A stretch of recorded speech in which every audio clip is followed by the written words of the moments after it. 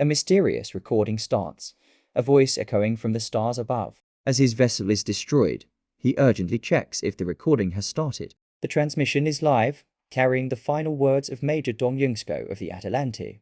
His voice carries a desperate hope that this message will reach Earth. He delivers the grim news of the Arcadia mission's catastrophic end. He declares the mission a failure, calling the reason a tired, old glitch. He reveals humanity's final resort was abandoning a dying Earth for survival. Their only hope was a massive planetary migration into deep space.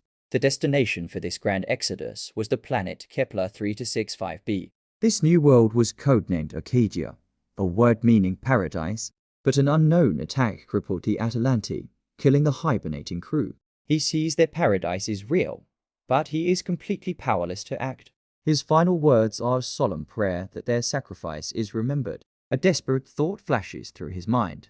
Could anyone else have escaped? But he quickly dismisses the thought, accepting his own imminent death. A sudden thud breaks his final thoughts as something drifts into him. It's his guitar, a relic from Earth, somehow surviving the explosion. He clutches the instrument, recalling his promise to finish his music. His mind drifts back to his dream of being in a band. He thinks of a life spent making music, a dream now lost. His grip tightens on the guitar's neck with sudden resolve. He laments that his final performance will go unheard. A sharp, mechanical sound suddenly erupts from his suit. A hidden beacon activates. An escape pod is on its way. He stares into the void, questioning the impossible announcement. Out of the blackness, a single escape pod roars towards him. It bears the Atalante's emblem, a final gift from his ship. With a heavy clank, the escape pod's hatch swings open for him. A powerful tractor beam suddenly pulls him from the endless void. An automated voice instructs him to secure himself for the journey. A simple lever would send him hurtling towards the planet below. He realizes he was lost in sentiment. He could not die so recklessly. With a violent lurch, the pod plummets through the atmosphere. He glimpses the planet's surface, an endless sea of crimson flowers. The pod's braking mechanism engages with a deafening roar. The vessel impacts the ground, carving a fiery crater in the alien soil. The pod skids across the alien terrain, its violent journey over. A final, heavy thud echoes as the vessel settles into the dust. The hatch blew open, and the planet's heavy gravity assaulted his senses. He gazed upon a sea of flowers, wondering if he had finally reached heaven. But knowing he wasn't destined for heaven, he realized this was Kepler 3265b. He had made it to humanity's last hope, the planet codenamed Arcadia. Dong Yungsko continued his log, officially recording his arrival on Arcadia. As his suit read the environment, he saw a lone figure in the distance. Crouching in the flowers was a strange, hooded figure, clearly not human. He desperately called out, asking for the figure's name and rank. The figure didn't answer, as a strange fluid dripped from its visor. Its true form was revealed, a colossal skeletal beast from a nightmare. The monster raised its arm, a bladed weapon ready to descend. With blinding speed, the creature brought its weapon crashing down on him. The blow slammed him into the ground with overwhelming force. He slid across the ground, the force of the blow nearly breaking him. Reflected in his visor, he questioned what this new nightmare was. But a second creature appeared, a colossal insect he knew he must avoid. The creature's eye locked onto him, devoid of any mercy. As the beast lunged, his suit confirmed no weapons were available. But he still had one last option, a simple survival knife. He gripped the small blade, his only weapon against the colossal beast. Suddenly, a spike shot from his boot, anchoring him to the ground. Before he could react, the first beast's attack sent him reeling backwards. The insect's tail lashed out, sending him flying through the air. He tumbled helplessly, his body screaming in protest from the impact. Before he could recover, the creature's tail coiled tightly around him. He realized he could use the creature's own attack against it. Twisting in mid-air, he aimed himself directly at its head. He plunged the small blade deep into the monster's skull. The blade sank deep, piercing the monster's armored carapace. He knew a single weak point remained. He had to target its eyes. His reflection walked across the surface of the monster's massive crimson eye. With a final surge of adrenaline, he prepared to strike its eye. The blade plunged directly towards the monster's vulnerable eye. A horrific screech filled the air as the knife tore through its eye. But the first beast renewed its attack before he could escape. Its massive claw slammed down, pinning him against the ground. Trapped and helpless, he could only curse his impossible situation. A targeting reticle suddenly appeared, locking onto the insectoid beast. The shot came from a mysterious figure in a white suit and red cape. Their finger tightened on the trigger, ready to unleash a powerful blast. The Savior's rifle was a marvel of unknown, advanced technology. A blinding beam of crimson energy erupted from its barrel. The blast struck the skeletal beast's head with devastating force. The beam tore through the monster's skull, spraying purple ichor into the air. A low, guttural rumble escaped the beast as it began to collapse. The figure in white didn't hesitate, moving with incredible speed and purpose.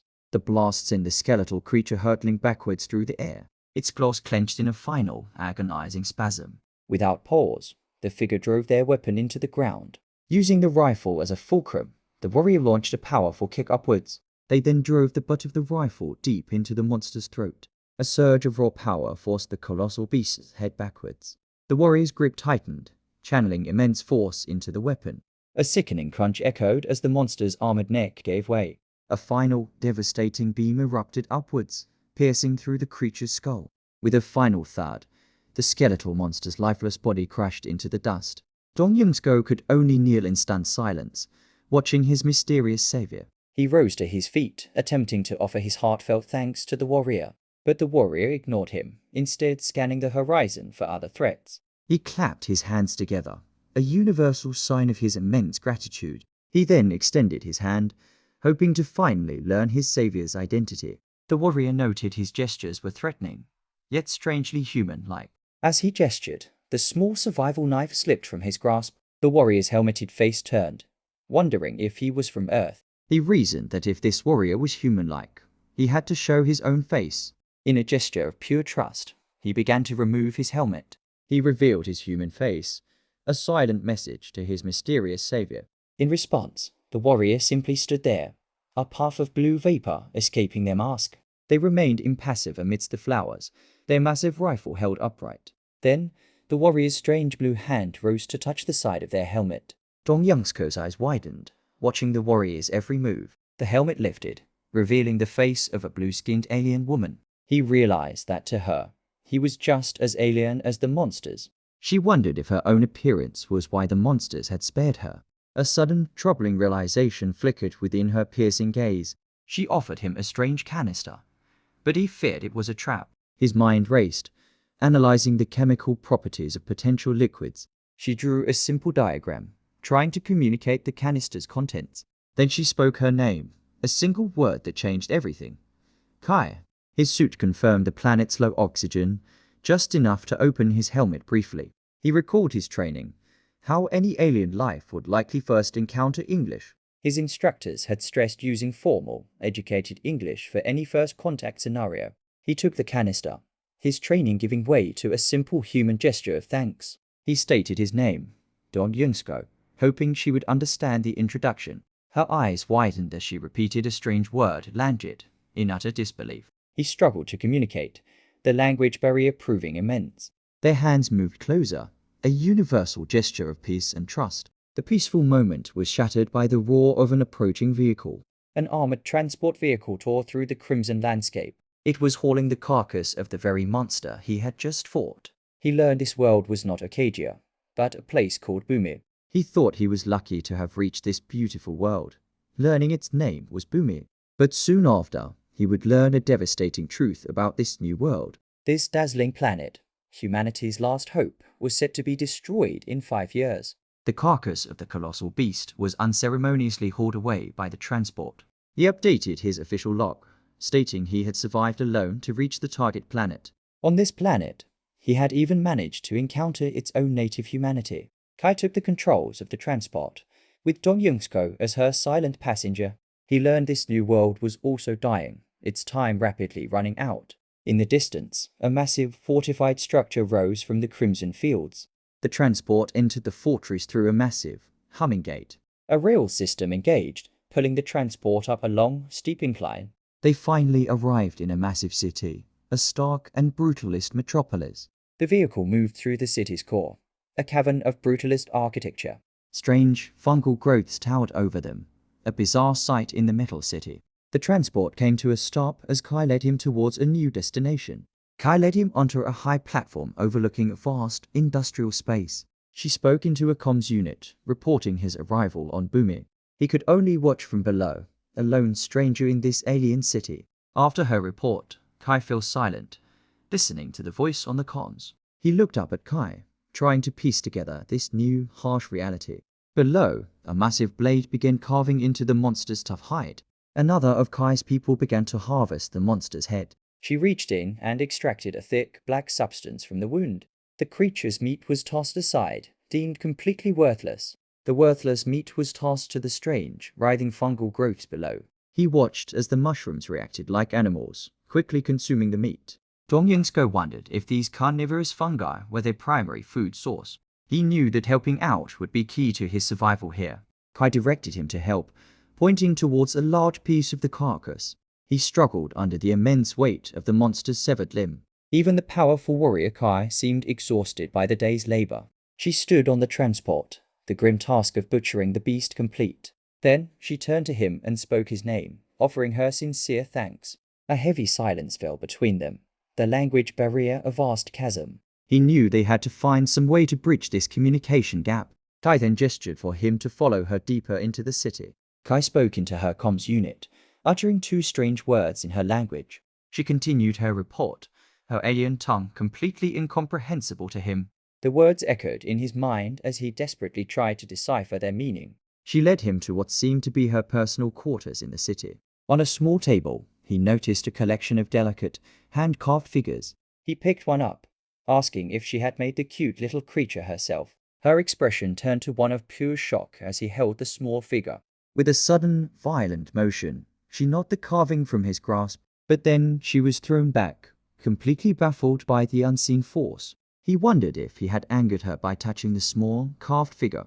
But her expression wasn't anger. She seemed completely flustered and shocked. He knew complimenting her work was the key, but how without any words? He reasoned that a smile was a universal gesture of goodwill across cultures. But after so long, his unused facial muscles produced a terrifying grimace. His attempt to appear friendly had completely and utterly failed. He then considered a thumbs up, but its meaning might not be understood. The OK sign was even worse, a gesture he knew could be deeply offensive. Finally, he settled on a heart, a symbol he hoped was truly universal. He recalled how even ancient Earth languages used the heart to symbolize love. To his utter astonishment, Kai perfectly mirrored the gesture with her own hands. Her eyes widened in shock, as if she recognized a much deeper meaning. She understood his intent, confirming the gesture with a single word of approval. A sudden, powerful memory seemed to flash behind her intense eyes. She then held out the small carving, the source of their shared understanding. She offered him the carving again, speaking a single important word. He took the figure, wondering if Balaya was the creature's name. The small carving represented a bridge between their two very different worlds. He finally complimented her work, telling her the carving was well made. He repeated his name once more, Dong Yingsko, solidifying their introduction. Kai then gestured towards her workbench, a silent invitation for him to join her. He watched her hands move, a silent lesson in this alien art form. The carvings were of a creature she called the Balaya. He thought the small figure was cute, unlike the real thing probably. She pointed to a large bird-like creature, calling it a Yarapa. She then showed him carvings of other creatures, naming each one. He could only listen, trying to commit the strange new words to memory. He commented on her love for animals, struggling to memorize the new words. He saw a clear difference between the carved creatures and the monster he had battled. He needed to know the name of that threatening creature he'd faced earlier. Kai misunderstood his intent, asking if he was asking about her likes. He then remembered his suit's recording. He had a photo of the monster. He presented the image of the beast, and her eyes widened in recognition. He showed her a picture of a cat, calling it cute to show the difference. His mind flashed back to his training for first contact with aliens. The instructor had stressed the importance of using educated language. His mind flashed back to a specific lecture during his training. He explained that seeing the cat, a kondioki, made him excited, but he completely misunderstood, thinking she was cursing at him. She repeated the word, her shocked expression mixing profanity with adoration. He quickly corrected her, realizing his casual words could be easily misconstrued. He watched her reaction, concluding that her people must have a deep love for animals. He realized that the joy of seeing something you love was universal. His own mind drifted to the one thing he loved, his guitar. As he turned to leave, Kai suddenly called out to him again. She led him back to the transport, pointing to something on its hood. It was his guitar, miraculously recovered and in perfect condition. She spoke the word Lanjut again, a name he still didn't understand. He finally had a way to explain what he truly loved. He sat on the transport and began to play, showing her his music. A simple melody from Earth filled the air of the alien city. His foot tapped unconsciously, keeping a steady rhythm with the melody. The music triggered a powerful reaction as she cried out the word Lanjut. The strange melody seemed to unlock a hidden memory deep within her. A small rabbit-like robot suddenly appeared, crying out a strange phrase. Its digital face contorted in shock, staring at the source of the music. The melody seemed to stun the small robot into complete silence.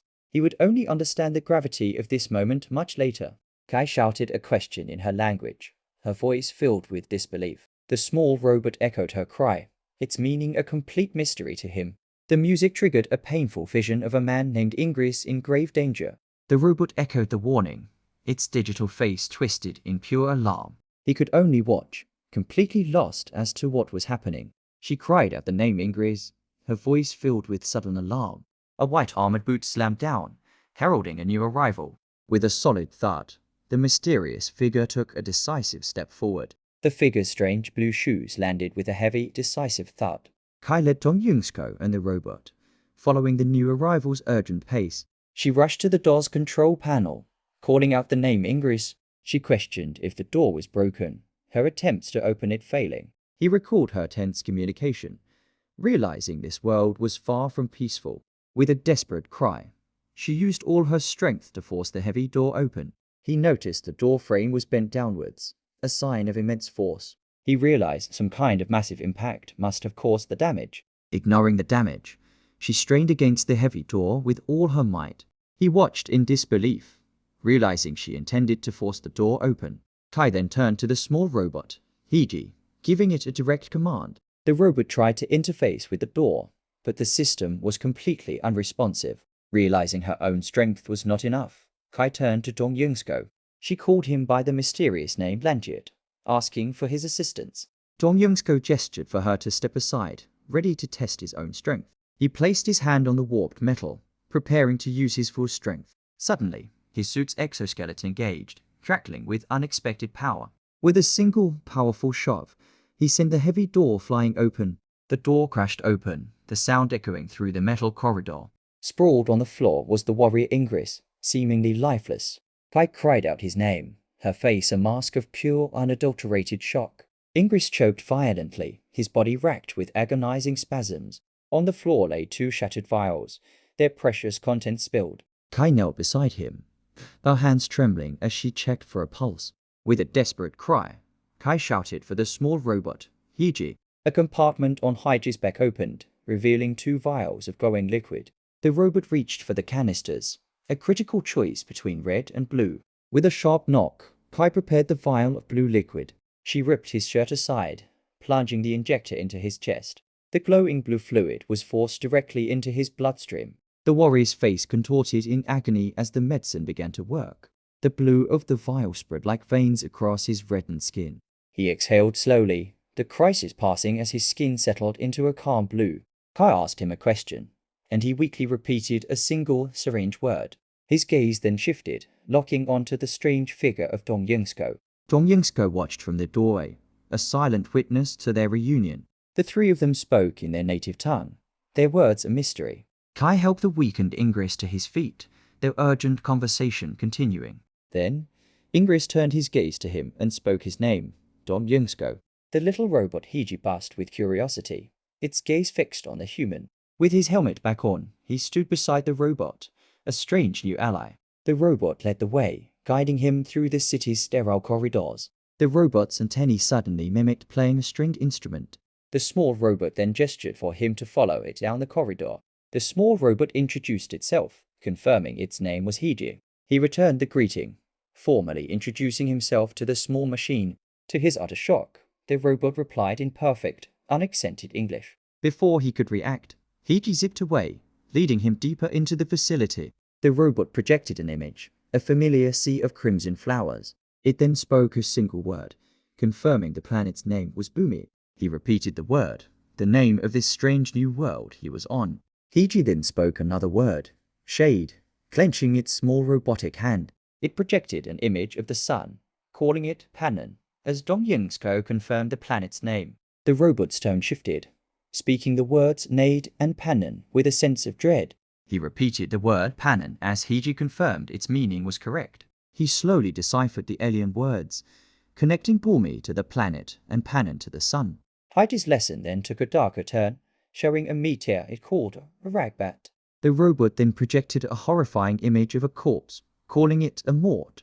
He quickly understood that mort meant death, or a corpse. With the lesson concluded, Hiji led him away once more. He processed the grim lesson, the word for death echoing in his mind. He was then led to a room where Kai and a recovered Ingris were waiting. Hiji projected a skull, explaining that Bumi's destruction had only been delayed. Ingris formally introduced himself, then spoke Dong Yungsko's name with perfect clarity. Dong Yungsko took an involuntary step back, startled by the sudden introduction. He asked what was happening, his confusion growing with every new revelation. He inferred from their words that a meteor had struck their planet, Bumi. Hiji's hands mimicked a weapon they had used to shatter the meteor. It then projected the resulting blast that had poisoned their world. He listened, the pieces of this devastating puzzle finally clicking into place. Ingris explained how a massive meteor had once threatened their entire world, and now the death of Bumi was just 5 years away. He struggled with the new words, questioning the meaning of Lima Bera. Hiji simplified the crisis, pointing to the two key elements, the sun and Bumi. The robot corrected his phrasing to Bera Lima, its arms making a circular countdown. He worked through the alien words, realizing Bera meant 1 year around the sun. Ingris held up 5 fingers, confirming that the word Lima meant 5. The full, devastating truth was finally revealed. Bumi would die in 5 years. He could only stare in disbelief, the weight of their words crushing him. He questioned the purpose of his mission. Was it all for nothing? But elsewhere, a system announced the final thawing stage for another crew member. A robotic voice demanded he state his name, rank, and mission. The system warned that failure to comply would result in his immediate disassembly. The small robot offered to retrieve his possessions to aid his memory. The man awoke with no memory, desperately questioning who he was. His only possession was a guitar, as he wondered why he was even here. Though his mind was a fog, his fingers instinctively knew the chords to a song. He couldn't remember his name, but he remembered a single haunting melody. A memory surfaced of him playing alone at the Houston Space Force base.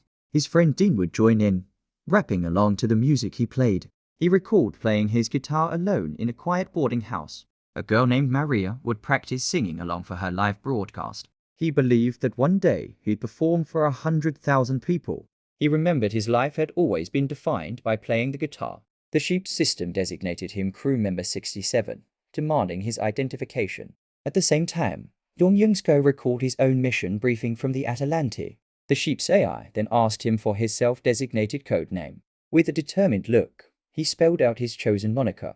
The memory solidified as he recalled his code name, Rockstar. He remembered his primary mission was to protect the Atalante and its crew. He questioned what happened to the Atalante, certain it wasn't totally destroyed. He thought if he could find the engine, there might be hope, as Dong Yungsko faced his new reality on Bumi. He steeled himself with a single, powerful thought. He would not die. Dong Yungsko's face fell. Humanity's last hope would be gone in 5 years. But from across the void, Rockstar declared that Bumi would not be destroyed. He knelt down, realizing he had to somehow explain how to save Bumi. He despaired, wondering how to teach them everything from English to science. Suddenly, the small robot Hiji called out his name, having found something. The small robot held up a strange green book, and he could only stare in confusion. The small robot identified the object as human writing, a potential key to communication. As he flipped it open, he saw it was a children's picture book from Earth. He started the lesson, sounding out the first letter of the English alphabet. The lesson continued, moving from B for bread to C for cat.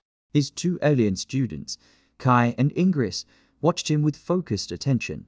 The lesson moved on to basic sentence structure, using the phrase I ate food. He broke the sentence down, teaching the individual concepts of eating and food. He then demonstrated the first-person pronoun, pointing to himself to represent I. He mimed the action of eating, demonstrating the verb from the book. He then held up a prop sandwich, defining the concept of food. He confirmed that he understood, a small but crucial breakthrough.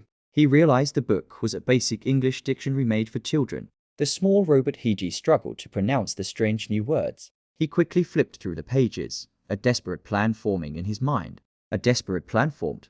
He needed to teach them everything at once. The book was a standard-issue text from the Atalante mission. Hiji's processors absorbed the data, asking what he wanted to do now.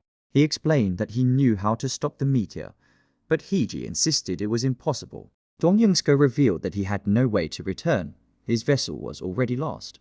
But he insisted that if they could find the wreckage, they could still stop the meteor.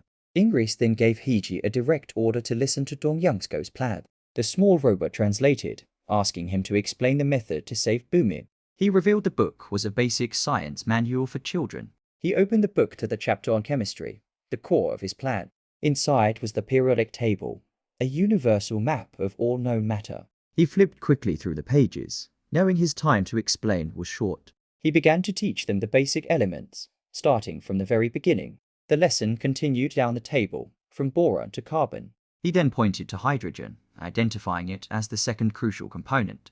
He identified the final component for his plan, the element oxygen. Hiji translated that Bumians understood the elements in the exact same way. With that confirmation, he prepared to ask them a much more difficult question. The small robot sounded out the name of this new, impossible element. It was an element called Appleton, discovered solely by humanity. Hiji's processors reeled, realizing humanity had discovered it first. The robot questioned the term, as the book identified Appleton as a form of dark matter. He explained that Appleton was a substance that only reacted to gravity, unobservable by light. Hiji was stunned, realizing humanity had identified a substance far beyond Bumian science. He explained that understanding wasn't necessary, only its application mattered. His mind flashed back to a lecture about these very same Appleton particles. At the time, he and the other crew members had no idea what they were. The instructor began a brief but critical lesson on the classified material. The lecture started with the simple basics of atomic structure. This element, Appleton, was composed of a dark nucleus and positrons. The instructor then revealed the incredible technology built from this new element. He unveiled the massive engine of the Atalante, a machine that ran on Appleton. He then clarified that what they were seeing was only a full-scale model. He then singled out the maintenance department for a specific question. The instructor called out his name, Maintenance Section Chief Dong Youngsko. He was ordered to come forward, warned to be careful on the steep stairs. The instructor pointed to a symbol, a critical detail he must not forget. He explained that the back of the symbol itself was a hidden panel. Inside was a manual that had to be followed with absolute precision. He was asked to read the mission details written within the manual. A fellow crew member read the chilling words, a self-destruct sequence. The young chief was stunned, questioning the need for such a protocol. The instructor explained the engine was also a powerful dark matter antimatter bomb. A scientist then explained the grim logic behind the self-destruct protocol. He reasoned that any civilization on Arcadia would have evolved just like humanity. But if that civilization was a threat, humanity had a terrible contingency plan. They would detonate the engine, a dark matter bomb, to annihilate them completely. Dong Youngsko realized this horrifying protocol was one of his primary missions. The small robot confirmed the engine was a bomb, turning to Ingris for a decision.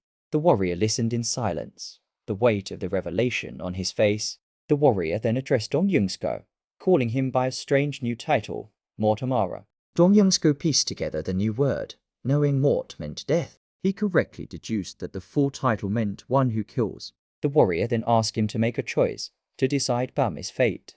But Dong Youngsko refused. He would not be their executioner. He clarified that he would make his own choice, not theirs. He announced his name, Dong Youngsko, ready to reveal his own plan. He declared that he wanted to find the engine with them. Ingris questioned why he would share this devastating information with them. Dong Youngsko explained that they needed to know the truth to trust him. He declared his intention to use the terrible power humanity had created. But he would use that power not for destruction, but to save Bumi. He extended his hand, asking them to trust him and take it. Kai stared back at him, weighing the impossible choice before her. Then, she reached out and firmly grasped his hand, sealing their pact. Her eyes hardened with resolve, their fates now intertwined in this desperate mission. His expression was one of grim determination, his decision now set in stone. Kai's hand shot out, her firm grip sealing their unlikely alliance. With Ingris at her side, the three of them were now united in purpose. Heiji asked about the meaning of the curse word he had used earlier. Dong Youngsko tried to explain it was an exclamation for intense emotions. The small robot fell silent, processing the strange new human concept. Using the only curse word he knew, Dong Youngsko agreed to their desperate plan. A look of absolute resolve settled on his determined face. He repeated the curse, his grip tightening as their alliance was forged. He recalled a lecture explaining that 3,000 years would pass on Earth during their journey. She warned that in the worst-case scenario, humanity on Earth would face a dark age. This regression would mean a catastrophic loss of all their knowledge and technology.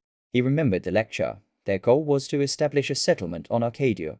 Maintaining communication with Earth was stressed as a top priority. The instructor held up the manual containing all their communication protocols. He began his official report, following the Deep Space Message Manual precisely. He was recording from a personal room deep within a place called Bunker 16. His first update was about his spacesuit, which was being modified for exploration. He explained to Ingris that the suit's outer layer could be removed for modification. Ingris listened intently, preparing to help with the complex modifications.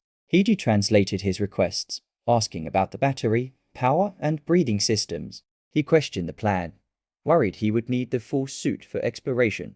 Heiji explained the modifications would allow him to use a boomy helmet and their weapons. Convinced by the logic, he agreed and asked Ingris to begin the work. Heiji translated that Ingris believed the modifications were indeed possible. The small robot then asked about the helmet's built-in communication systems. Heiji suggested they could also remove the communication components from the suit. Heiji studied the suit's manual, asking about the water tank's temperature regulation function. Dong Youngsko winced in pain as the comms unit was removed from his head. The robot realized the pressure differential was the source of his pain. The robot asked about the pressure difference, and he explained it was twice as high.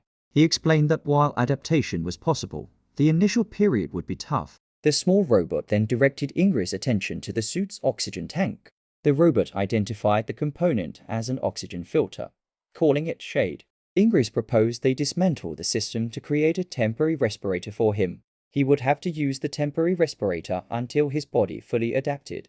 He noted in his log that the suit modifications would be finished today. He also had to continue exercising to adapt his body to the new world. The long years in space had severely weakened his muscles and bones. He noted in his log that to build his body, he first needed proper food. So far, his only source of nutrition had been the strange processed mushrooms. Ingris had warned him other food was dangerous, leaving him with this bland sustenance. He complained that his only food options were roasted, steamed, or boiled mushrooms. He realized that all Bumians survived on the same bland diet, a sign of scarcity. He knew that for long-term survival, he had to find other edible options. He added in his log that he was also undergoing intense combat training.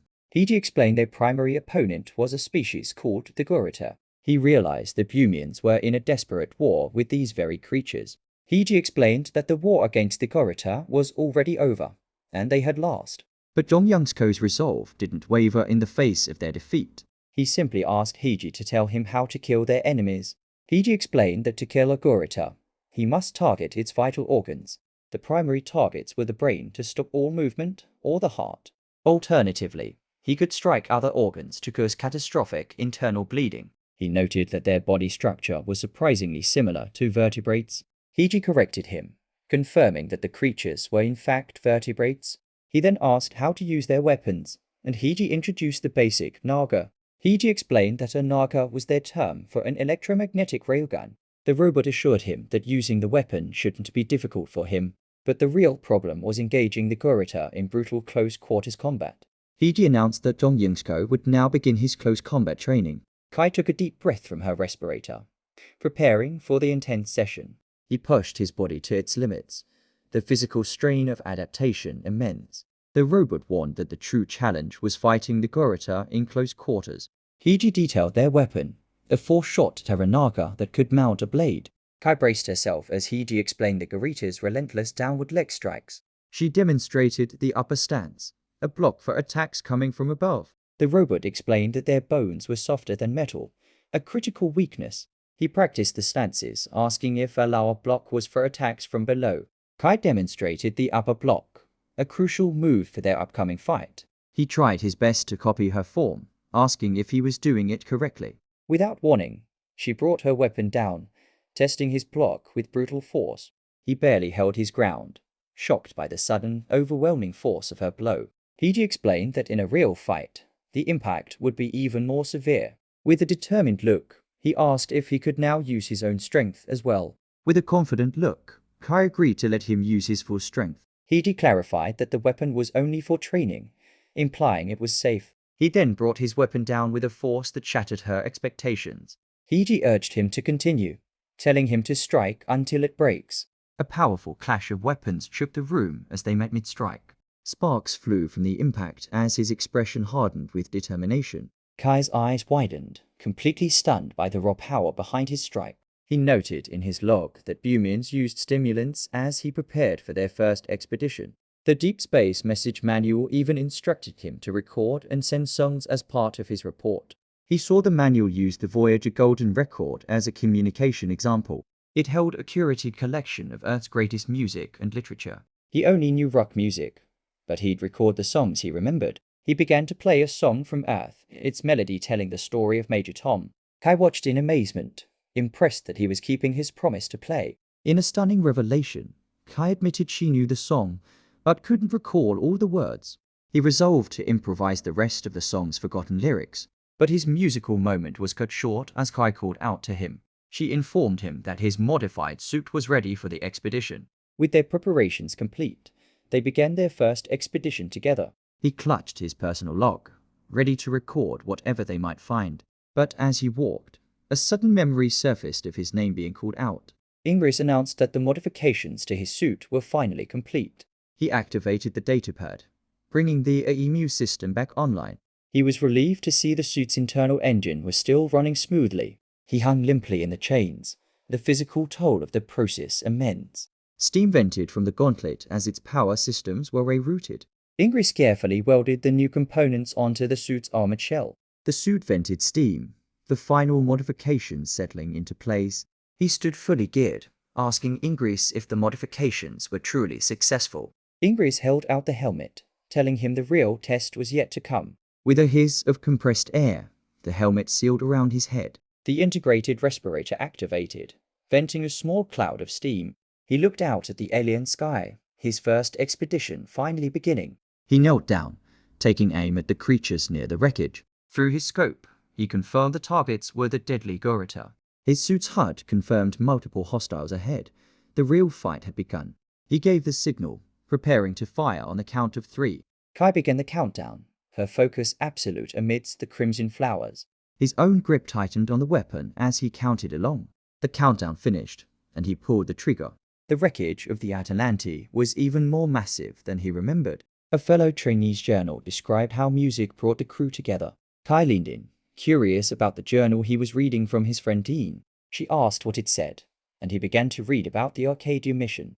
The journal recalled their first meeting, a humorous misunderstanding about his rank. He read his friend's journal, annoyed by the blunt and rude entry. He sat alone for a moment, lost in the memories of his friend. Kai asked to see his other belongings, and he cautiously agreed. The journal entry triggered a vivid memory of his time as a soldier.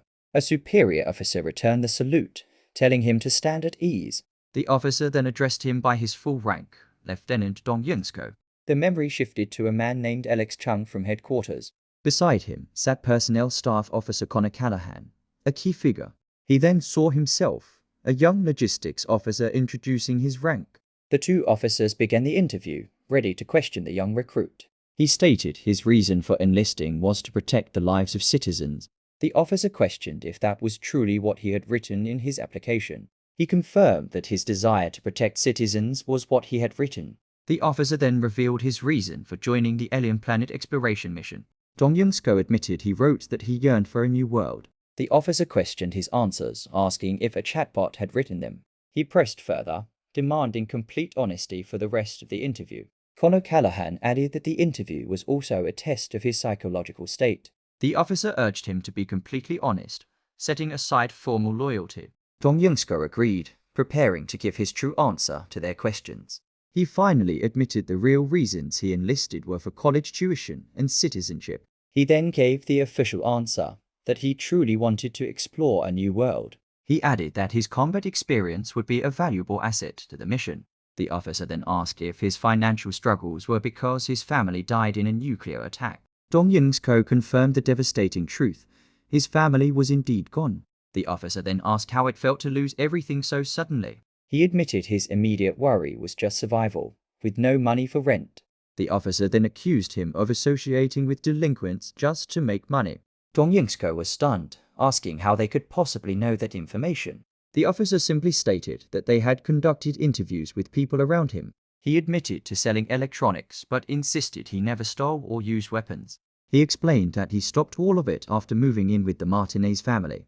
The officer then revealed a file on Maria Martinez, who was already deceased. The officer then brought up his deployment in Kazakhstan, questioning his combat experience. Alex Chung chimed in, praising how admirably Dong Youngsko handled a surprise attack. The officer then asked him to describe his combat experience in his own words. He recalled his mission to recover a meteorite that had landed in the Kazakh desert. This meteorite fragment was composed of rare earth elements valued at $60 million. During an attack, he personally drove the transport truck to lure the enemy into a trap. The officer added that Alex Chung's version of the story was far more exciting. He noted that Dong Youngsko seemed to grow stronger whenever he faced true hardship. Dong Youngsko agreed, explaining that major events gave him the courage to take on challenges. The officer asked if his desire for challenges was just an escape from trauma.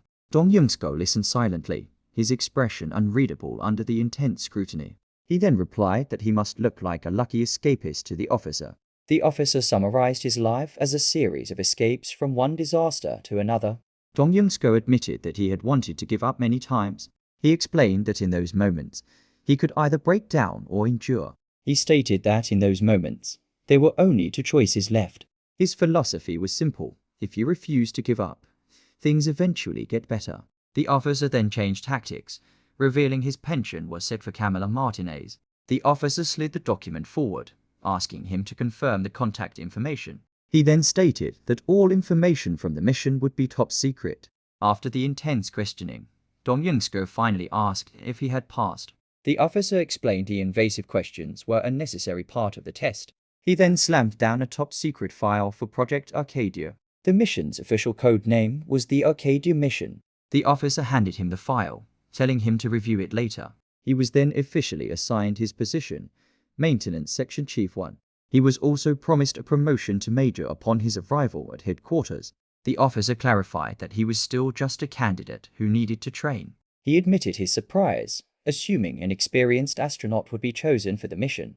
Alex Chung explained their true goal was to find an agent with strong survival skills. The officer confirmed his combat experience was another key factor in their decision. With the interview concluded, he was told to follow a guide to the transport. They expressed their hope that he would successfully complete the mission. The interview took a personal turn as the officer asked if he smoked or drank. Dong Youngsko admitted that while he'd quit drinking, he still smoked occasionally. Hearing this, the officer suggested they take a moment for a cigarette. He gave a sharp salute as the two officers prepared to depart. The officer addressed him one last time by his full rank and name. Two armed guards then appeared, ready to guide him to his next location. He was led away, his formal shoes a stark contrast to the guards' combat boots. They walked across a snowy airfield toward a waiting private transport. The armed guard stood beside him, a silent and imposing escort. The guard held out a pack of cigarettes, offering him one. Dong Youngsko politely declined the offer, holding up his hand. The guard then relayed a final message from the personnel staff officer. The guard relayed the officer's ominous message that this would be his last cigarette. Dong Youngsko accepted the offer, pulling a single cigarette from the pack. The guard then flicked a lighter, its flame cutting through the cold air. He gazed up at the sky, the falling snow a strange and unexpected sight. He overheard someone comment on the unseasonable cold as they approached the jet. Ahead of them, the door to the transport plane was open, ready to take him away. He boarded the transport, taking the first step toward his new life. A confident smile settled on his face, his future now decided. And on that same plane, a familiar guitar case sat waiting for its owner. A voice called out, jokingly referring to the new arrival as the musician. Dong Youngsko questioned the strange greeting, completely caught off guard.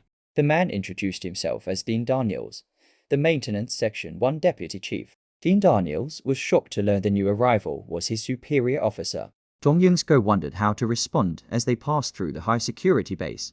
Waiting for them was a group of officers, led by a woman with a confident smile. Dean's eyes widened in shock, realizing the man was his new chief. The lead officer then formally introduced him by his full rank and name. She then pointed to his new rank, the promised promotion to major. Dean snapped to attention, offering a crisp and surprised salute. The memory then shifted to a snowy field and a single glowing blade of grass. A strange deer-like creature then appeared, eating the glowing plant. The memory then shifted to a ruined city where a giraffe ate the same plant. It stood tall amidst the urban decay as rockets launched into the sky. The creature seemed completely oblivious to the chaos, chewing on the glowing grass.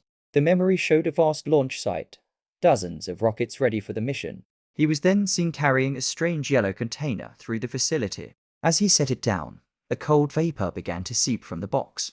The man greeted him warmly, a friendly face in a formal setting. He then introduced Dong Youngsko by his new official title. Dong Youngsko addressed the assembled crew, asking them to take their seats. He instructed the seated crew to raise their right hands for a roll call.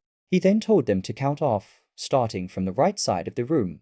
The crew began to count their numbers, their voices filling the quiet hall. The count reached Dean Daniels, who identified himself as the Deputy Section Chief. Dean then recognized him as the man from the transport plane.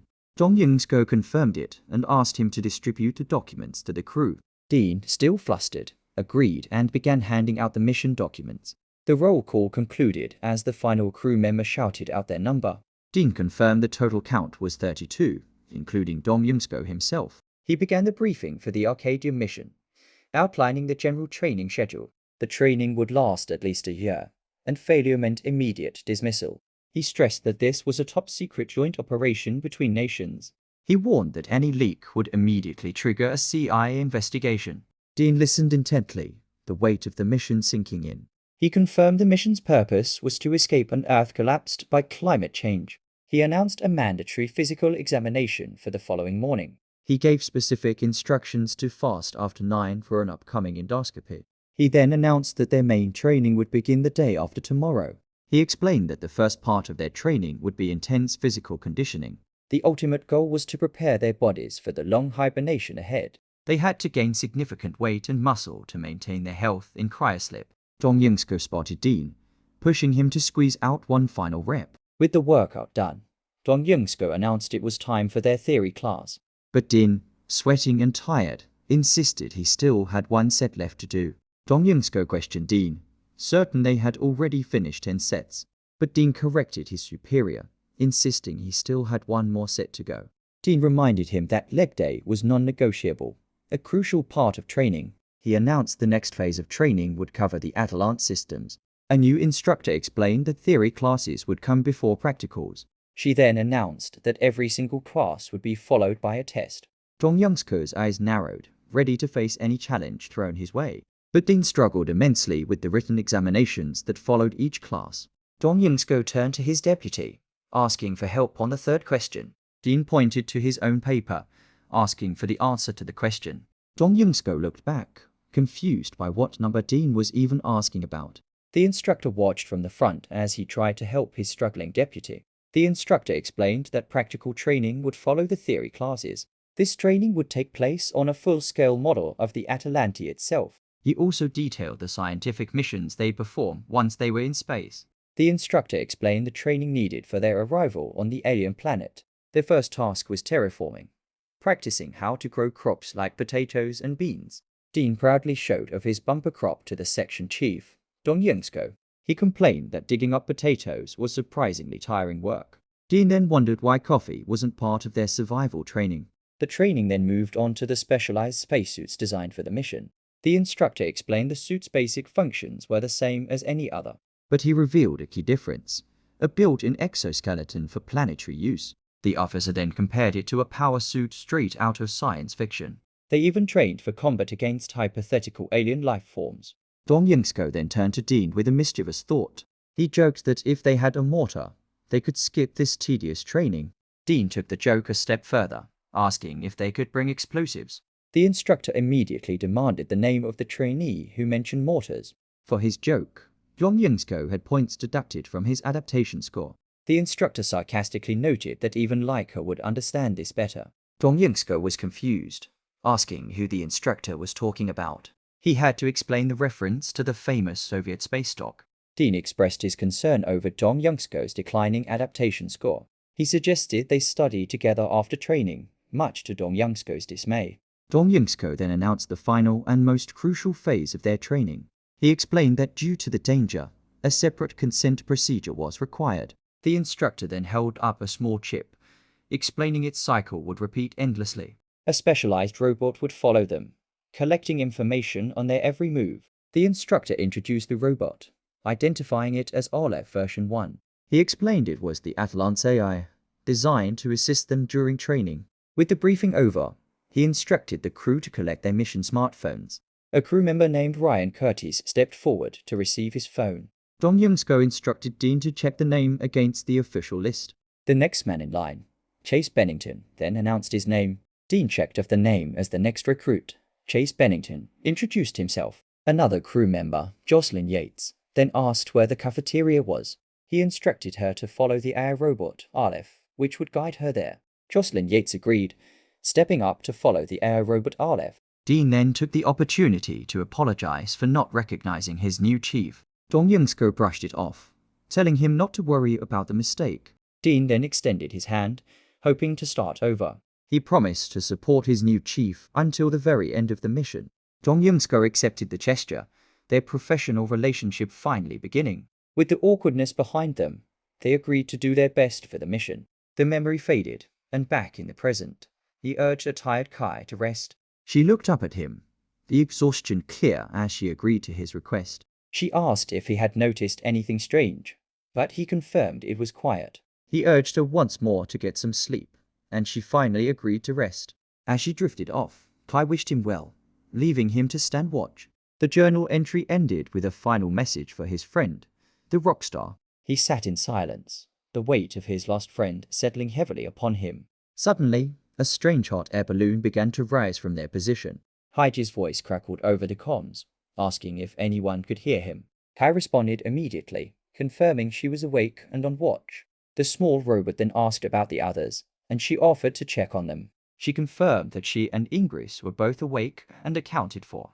The robot noted that there was still one person left to check on. Heiji then shouted Dong Youngsko's name, startling him awake with a jolt. Dong Youngsko clutched his chest, admitting the sudden shout had startled him. Heiji announced that since everyone was now awake, it was time for a quiz. Kai began the quiz, asking him to translate a Bumian phrase about teamwork. Kai chuckled, pleased with herself after Heiji praised her correct answer. Ingris was next, correctly translating most of the phrase but mixing up inspect and reconnaissance. The small robot then turned its attention to Dong Youngsko, announcing his turn. Heiji presented him with a complex sentence about human neurochemistry. Still groggy, he wondered if he was dreaming the absurdly difficult question. But Heiji insisted, explaining it was vital for them to understand humanity. He struggled to translate the complex concept of a reuptake inhibitor. Frustrated, he gave up and asked the robot to translate a simpler phrase. But the robot's translation was a blunt and completely incorrect statement. Heiji congratulated him, stating the phrase he asked for meant, "I am a fool." Ingris, annoyed by the quiz, asked if he could finally get some more sleep. The strange hot air balloon continued its silent ascent into the alien sky. The balloon continued its ascent, a simple but effective mode of transport. Aboard the platform, Kai and Ingris ate the familiar processed mushrooms. Dong Youngsko then asked Ingris how much longer their journey would take. He looked down at Kai, who was secured to the platform below them. She couldn't contain her laughter, mocking him for being tricked by the robot. Ingris finally answered his question, stating they would arrive by sunset. Dong Youngsko repeated the phrase, realizing he'd been completely played by the robot. While Kai erupted in laughter, Ingris worried about his well-being. Their balloon finally landed, its anchor digging deep into the crimson soil. Ingris explained that once the communication balloon was packed, they could leave. Dong Youngsko agreed, his expression serious as he prepared to depart. Their transport arrived, a massive armored vehicle rumbling through the crimson fields. Kai kept a vigilant watch from inside the armored transport. Inside, Dong Yungsko crouched behind her, his weapon at the ready. He checked his Seranaga. The time for jokes now officially over. Ingris, piloting the transport, asked about the condition of the weapons. Dong Yungsko replied that they seemed fine but needed batteries to be tested. The warrior then questioned what kind of weapons they were using. He explained they were railguns, smaller but faster, and also had plasma cutters. Ingris remarked on the large plasma cutter, thinking it would be very useful. Dong Yungsko asked if the warrior was already planning to modify something again. He recalled being told to pack personal items, and his choice was his guitar. He discovered a comic book, wondering which of his crewmates had packed it. Kai then asked him if he had found the comic, calling him by the name Lanjit. Kai asked if he was reading the strange book, but he couldn't decipher the text. The page showed a tough-looking schoolgirl in a style known as Japanese manga.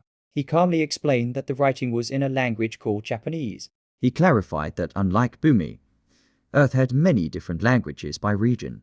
He explained the comic was a school story, showing characters eating special treats. But Kai was completely lost, asking him to explain the concept of a school. He described school as a place for children to learn and asked how Bumi educated its young. Kai admitted she'd never been, learning everything from Ingris and Hiji inside the bunker. She confessed that seeing the comic made her wish she could have gone to school. Kai admitted that while she couldn't read the words, she could feel the joy. He felt a deep sadness for her, imagining the childhood she never had. He then wondered what the comic's character, Lanjit, would have been like as a student. He imagined her as a model student, too busy with calculus to flirt. But he also pictured a darker path, a delinquent fighting for survival. Looking at the real Kai, both of his imagined versions felt wrong. Kai then turned the question on him, asking if his school days were fun. He confirmed that he had gone to school, but his tone was somber. But his memories were not of learning, but of rage and violence. He remembered the fury of a fight, his face bruised and bleeding. He pressed a makeshift bandage into a deep gash on a man's leg. The wounded guard urged him to run, to save himself from the aftermath. The guard gritted his teeth in pain, again telling him to escape. But Dong Yungsko could only stare, frozen by the chaos around him. A nearby explosion sent sparks flying, and he tasted his own blood. His memory flashed to a girl with cat ear headphones caught in the explosion.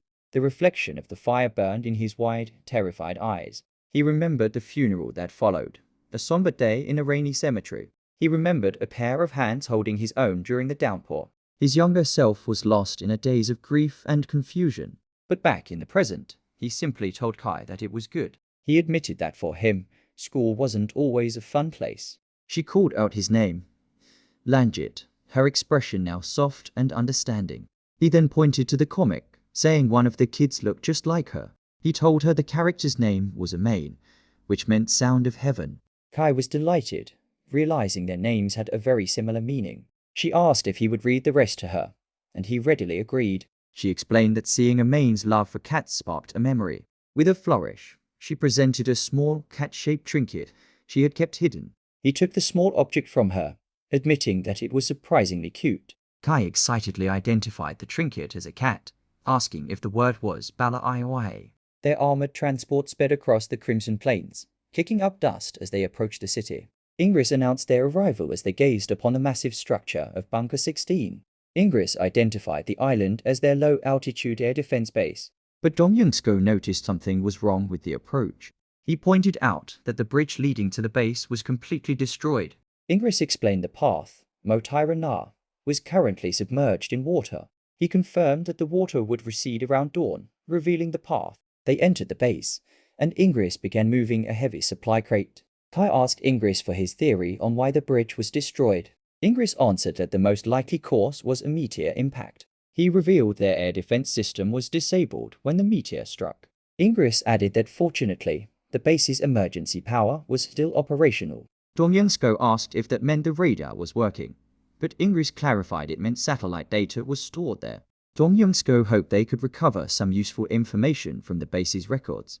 The communication balloon floated high above, their only link back to Hiji. Ingris decided it was time to report their safe arrival to the robot. Kai then contacted Hiji, confirming they had reached their destination. The robot asked for a situation report on the base's condition. Hidi asked about the base commander, Paraka, but Kai confirmed it was deserted. With a final warning to be careful, the robot ended the communication. Ingris confirmed the power was fine, and they would search at dawn as planned. Kai then asked if he had sensed any Gurita in the area, but he admitted he could feel a faint presence somewhere nearby. He theorized the cloudy weather was weakening the pheromone traces he could sense. Just then, a sudden downpour began, soaking the crimson landscape. Ingris urged them to hurry inside the base to escape the unexpected rain. The rain intensified, lashing down on the isolated military base. Waves crashed against the foundation of the silent, imposing structure. From a high window, Dong Yingsko watched the storm rage outside. Ingris pointed to their location on a map near the broken bridge. He explained that at dawn, the tide would reveal a path to the island. Dong Yingsko then asked about the Gurita presence Ingris had sensed earlier. Ingris explained that because the pheromones were faint, they were likely old. He then questioned if Gurita were on the island, but Ingris couldn't be certain. Dong Yingsko realized this meant they might have to fight the creatures on the island. Kai returned from her search, announcing she had found some food. She presented them with what looked like old combat rations. Ingris asked if she found anything unusual while searching the warehouse. She reported that the warehouse was messy and she could sense Gurita pheromones inside. He questioned how a large Gurita could fit, but Ingris suggested a smaller variant. Ingris reassured them that the creatures were gone, telling them not to worry for now. He tried to eat the ration, but complained it was too hard, so Ingris told him to mix it with water. A fire crackled in the base's hearth, offering a small moment of peace. Ingris then asked Dong Yingsko if the rehydrated rations were even edible. Kai remarked that it was delicious to finally eat something other than mushrooms. He found that eating the crackers with the mushrooms made them more bearable. Ingris told them to eat and rest, reminding them they had to wake before sunrise. But their brief moment of peace was shattered by a terrifying shriek. Kai confirmed her Terra Naga was fully charged and ready for the fight. Dong Yingsko reported that his Shira Naga was also loaded and ready for combat. Ingris ordered everyone into the transport, his face grim with resolve. The armored transport charged forward, its engine roaring through the downpour. They sped toward the broken bridge, heading directly for the source of the shriek. The transport's headlights cut through the darkness and the driving rain. He worried that the damaged bridge might collapse on top of them. He asked Ingris about Gurita, but the rain was washing away any pheromones. Kai suddenly announced from the turret that an obstacle was blocking their path. He asked if it would be possible to detour through the surrounding mudflats. Ingris declared they had to clear the debris, ordering Lanjit to the upper turret. Dong Yingsko and Ingris stepped out into the rain to clear the path by hand. With immense force, Ingris brought the heavy sledgehammer down on the rocks. As Ingris smashed the large rocks, Dong Yingsko shoveled the debris aside. He questioned why the debris was only piled in this one spot. Ingris then told Dong Yingsko to look ahead for a moment. A flash of lightning revealed a lone figure standing on the other side of the bridge. Kai's urgent voice came over the comms, reporting multiple enemies to their rear. She identified them as dozens of small variant Gurita, a swarm of creatures. The creatures were closing in fast, and she opened fire without hesitation. He shouted for Ingris to cover him while he cleared the debris himself. Kai's covering fire was effective. Dropping a Gurita near the path, he grumbled to himself, the sheer chaos of the situation driving him insane. The small variant Gurita swarmed them, their armored bodies slick with rain. One of the creatures lunged at Ingris, its jaws snapping aggressively. Another creature leaped through the air, its claws ready to tear him apart. He braced himself as the creature's claws tore at his armored suit.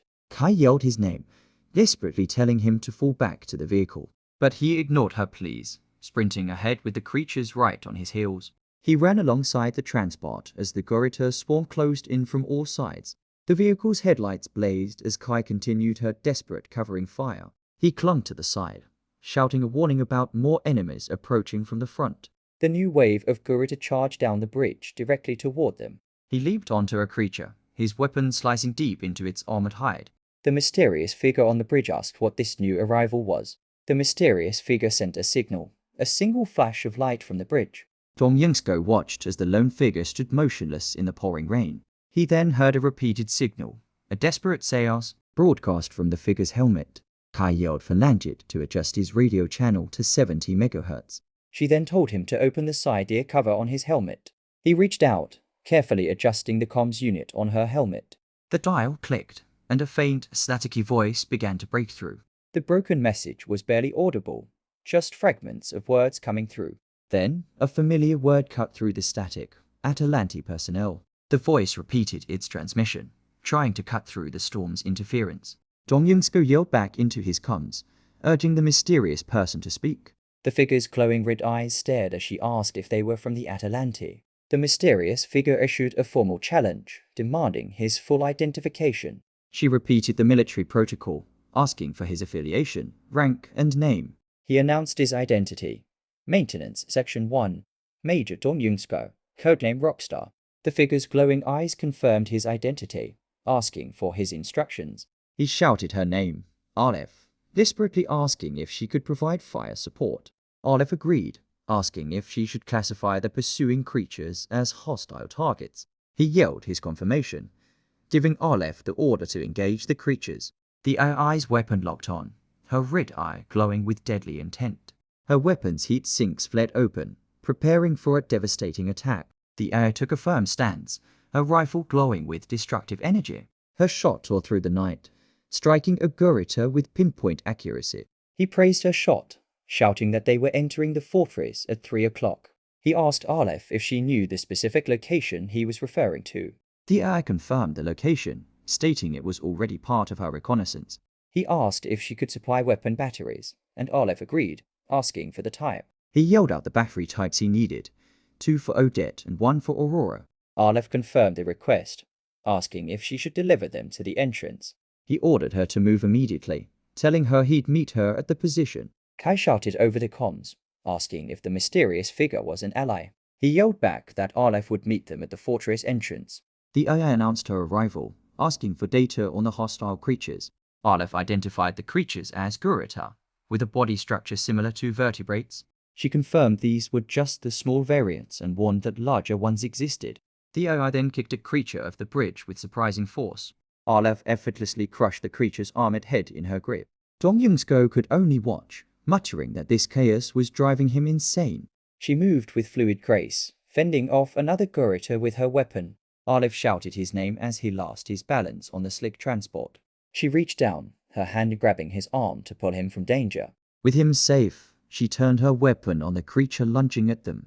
Kai shouted her praise for the AI's perfectly timed save. Ingris shouted a warning as he swerved the transport violently. Dong Yunsko yelled to the AI that they were approaching the fortress entrance. From inside the fortress, they watched the transport fight its way through the swarm. Aleph then announced that she would be issuing new weapons to Dong Yunsko. She instructed him to approach and register his biometric information for the new gear. Ingris yelled for them to hold the line while he and Kai retrieved the new weapons. Dong Yunsko removed his helmet, coming face to face with the AI for the biometric scan. A red light scanned his eye, registering his identity with the advanced combat system. Aleph confirmed the iris scan was complete, her red eye glowing intensely. She issued him a new rifle, the Odette, asking him to confirm the serial number.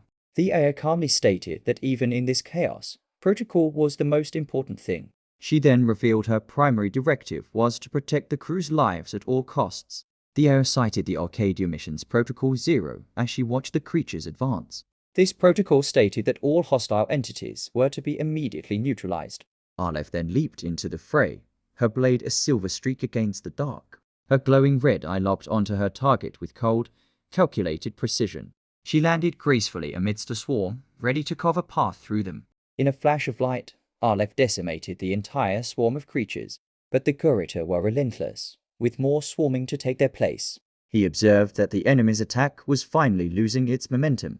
Aleph then ordered Dong Yunsko to retreat while she held the line. She promised to follow him once she had finished dealing with the situation. He told her not to annihilate them, just to fall back when it was safe. He and Aleph made it inside, immediately taking up defensive positions. Ingris' worried voice called out, questioning if he was all right. Kai waved from the entrance, yelling that Aleph would be right behind them. Ingris confirmed that the mysterious figure was the Atalante's administrator AI. The AI's purpose was to assist with survival both on and of the spacecraft. Aleph stood silently, her face splattered with purple blood and marked with scratches. Aleph stood over a pile of slain Gurita, her mission accomplished. She turned to face the remaining creatures, her stance unwavering. Suddenly, a much larger Gurita lunged from the shadows, its eyes glowing red. Aleph met the massive Garita's charge, her weapon a blur of light. Her face was now marked by the battle, but her resolve was unbroken. Dong Yingsko then announced that an even greater threat was on its way. Ingress moved to a heavy lever, announcing he was sealing the fortress door. Dong Yingsko turned, shouting to see if Aleph had made it inside safely. A massive blast door slammed shut, plunging the entrance into darkness. From above, Aleph announced she had successfully weakened the enemy's momentum, wiping away the purple blood. Her face was a mask of cold efficiency. He praised her work, but Aleph turned her attention to his two companions. He identified his two companions as Bumians, the native inhabitants of this world. The AI then asked him to convey a message for her, to act as a translator. He agreed to help, but Aleph suddenly grabbed him with a serious expression. The Bumian warrior held his weapon at the ready, refusing to back down. Ignoring his pleas, Aleph leveled her weapon and demanded he translate for her. Aleph then posed a chilling question, asking if his species destroyed the Atalante. Dong Yingsko stared back, stunned into silence by the AI's direct accusation. The AI's voice was chillingly certain, confirming her own terrible question. He tried to mediate, formally introducing Aleph as an artificial intelligence robot. He tensed as Aleph announced she had a question for the Bumians. The Bumian warrior stared back, his weapon held defensively against the AI. Aleph then commanded Dong Yingsko to interpret her question for the warrior. Her question hung in the air, a direct accusation against the Bumians, but Ingress stopped him, stating he understood the AI's question without translation. The warrior then admitted the terrible truth that his people destroyed the Atalante. The AI warned the warrior to lower his weapon and not act with hostility. She then issued a chilling threat if she were to lose control of her weapon. The consequence would be irreparable damage to the warrior standing before her. Dong Yingsko desperately ordered Aleph to lower her weapon, trying to prevent a disaster. But Ingress told him it was fine, inviting the AI to ask her questions directly. Aleph then asked why the Bumians never tried to contact the Atalante after its arrival. The warrior denied giving the order, so Aleph questioned if other Bumians were responsible. He admitted it was possible, or that an autonomous satellite had made the decision. Aleph pressed further, noting the gravity of attacking an alien spacecraft. Ingress explained that in the current situation, contacting other Bumians was a death sentence. Dong Yingsko realized the warrior had been preparing for this conversation for a long time. He revealed that long ago, the Gurita were nothing more than ferocious wild animals. Ingress described how his people, the Bumians, would hunt the Gurita on horseback, but he explained that there was a strange benefit to fighting the creatures. To combat them, the Bumians created a special warrior class called the Chorak. Ingress explained that his people also worked hard to advance their technology. He described a strange ritual where a warrior would throw their sword skyward. The blade would then hang in the air, seemingly defying the laws of gravity. He explained that they discovered the Gurita were arriving on meteors from space. The creatures they had always hunted were actually extraterrestrial invaders. This shocking revelation led them to create a system of planetary cooperation. This system was effective against the smaller meteors the Gurita rode in on. But everything changed when they detected a planet-killing meteor on a collision course. The sheer scale of the approaching doom was unlike anything they had ever faced. The Grand Assembly decided to migrate to a new world and start over. But it was at this very moment that their problems truly began. The elites in power insisted on leaving first for a supposed pioneering mission. He explained that those who were not chosen rose up in a violent rebellion. This betrayal shattered their society, plunging the planet into a brutal civil war. Ingress said that some warriors fought to the very end to protect their home. He explained that even the warriors they could trust were ultimately betrayed. In the end, their comrades were turned to dust before their very eyes. The warrior admitted that every last one of them had died in the conflict. He drew his sword, a final, desperate act of defiance. He fought to protect the only thing that mattered in the burning world. He held the crying infant Kai, a symbol of hope amidst the ashes. He remembered the look in Kai's mother's eyes, full of sorrow and resolve. Ingress finished his story, explaining that for Kai, he had to survive. Aleph then questioned why, after all that, he would accept Dong Yingsko.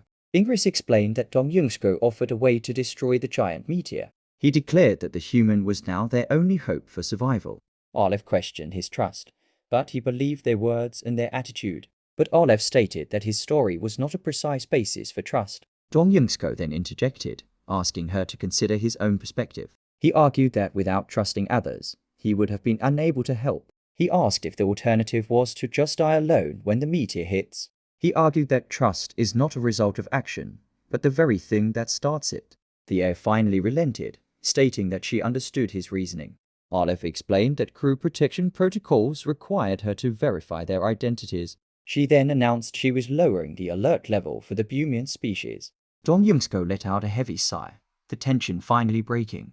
With the immediate threat gone, Aleph asked Dong Yungsko his purpose at the base. He explained the base controlled the satellites he needed to locate the crashed Atalante. Aleph warned that the high tide would bring Gurita, urging them to move now. Dong Yungsko accepted the situation, his resolve hardening for the task ahead. Kai and Ingris nodded in unison, their weapons held at the ready. The newly formed team stood united, ready to get to work. He explained that the right corridor would take them to the Central Tower's command center. As Kai called for them to prepare for combat, he confirmed he could sense Gurita. A low growl echoed from the darkness as a small Gurita emerged from a doorway. Ingris blocked the creature's attack, his spear held steady against the small variant. Dong Yunsko fired back, wondering why these Gurita were so different from the others. Aleph explained that these creatures had hatched at an early developmental stage. She explained that as the Gurita evolved, their size increased dramatically. He then asked if these smaller variants were more or less evolved. The AI confirmed they were a less evolved form of the creature. He questioned how the creatures coordinated their attack without their pheromones to guide them. Aleph proposed a new theory that the creatures communicated through electrical signals. She explained that some variants could produce their own bioelectricity to communicate. He realized the debris on the road was a deliberate trap set by a commanding Gurita. He asked Aleph if she had ever encountered a different variant of the creature. But Kai suddenly stopped them, warning that she could sense strong Gurita pheromones nearby. Dong Yungsko looked around the corridor, unable to see the threat Kai had sensed. He spun around, questioning if the creatures were somehow hiding behind them. Suddenly, a massive, fleshy sack dropped from the ceiling right in front of them. The sack burst open, revealing a new, heavily armored Gurita variant. It crashed down on Dong Yungsko, pinning him instantly to the floor. The creature's powerful blow slammed into his helmet with brutal force. He cursed as the world blurred, the impact rattling his skull. The creature's horn pressed down, threatening to crush both him and his weapon. Ingris shouted over the chaos, asking if his companions were still alive. Kai shouted for everyone to get back as she unleashed a volley of shots. The creature flinched, momentarily stunned by Kai's sudden covering fire. Aleph seized the opportunity, her spear-like weapon glowing with energy. Her weapon carved a glowing cross into the creature's armored skull. She pulled him to his feet, asking if he was hurt, but he brushed it off. Urging him forward, the AI effortlessly fended off another attacking Gurita. The armored Gurita variant was unfazed, its shell deflecting their attacks. From above, Ingris tossed down the critical battery pack for the new weapon. Aleph intercepted the creature's attack, holding firm against its powerful blow. Aleph's advanced armor deflected the Gurita's powerful energy beam with ease. Dong Yungsko then shouted for everyone to advance, warning Ingris of a threat behind him. But the warning came too late as another Gurita ambushed Ingris from the shadows. The creature's claws bit deep into the warrior's back armor. Dong Yungsko took aim, his sights locked on the attacking creature. Kai yelled for Lanjit to take her plasma cutter, tossing it to him. He ordered Aleph to finish off any of the fallen Gurita around them. He told her to just keep swinging, and he would cover her from behind. The two fought in perfect sync, carving a path down the narrow hallway. The corridor flooded with a new wave of screeching Gurita. He and Aleph held the line, their weapons cutting through the swarm. But Kai's desperate shout for Ingris cut through the chaos. Reaching a fork in the corridor, Kai yelled out for a decision. While Ingris took cover, Kai decisively chose the path to the right. Acknowledging her command, Dong Yungsko and Aleph sprinted down the chosen path. He turned the corner to find the path ahead crawling with more small Gurita. Dong Yungsko immediately took aim, preparing to clear a path through the new swarm. Suddenly, the sharp crack of gunfire echoed from the direction they had just left. It was Ingris, shouting from an outside ledge that he and Kai were clear. Kai yelled back that they would rejoin the others as soon as they could. She then opened fire, her new crew jacket a stark contrast to the darkness. Aleph's voice crackled over the comms, reporting that the downstairs was now clear. She gave a slight nod, her part of the brutal fight finally finished. Rejoining the others, he wondered if the command center door would even open. Kai announced she could sense Bumian pheromones inside, and they seemed afraid. Heeding her words, Ingris reached for the handle, warning them to stay alert. With a heavy pull, he unsealed the door to the command center. The massive doors groaned open, revealing the dark command center within. A voice from inside ordered them to drop their weapons and come out slowly. The figures identified themselves as Burmese Defense Force, demanding their surrender. The voice from the darkness questioned if they were truly the defense force. Ingris confirmed their identity, demanding the hidden figure reveal themselves. A terrified voice identified himself as Taganaba, a researcher from the north. A second figure stumbled forward, his hands raised in panic surrender. Ingris recognized the man as Taris, demanding to know what he was doing there. Taris explained that he was on the run, desperately fleeing from traitors. He explained that he got separated from his Makura while looking for food. The terrified man then pleaded with them to help him find his lost Makura.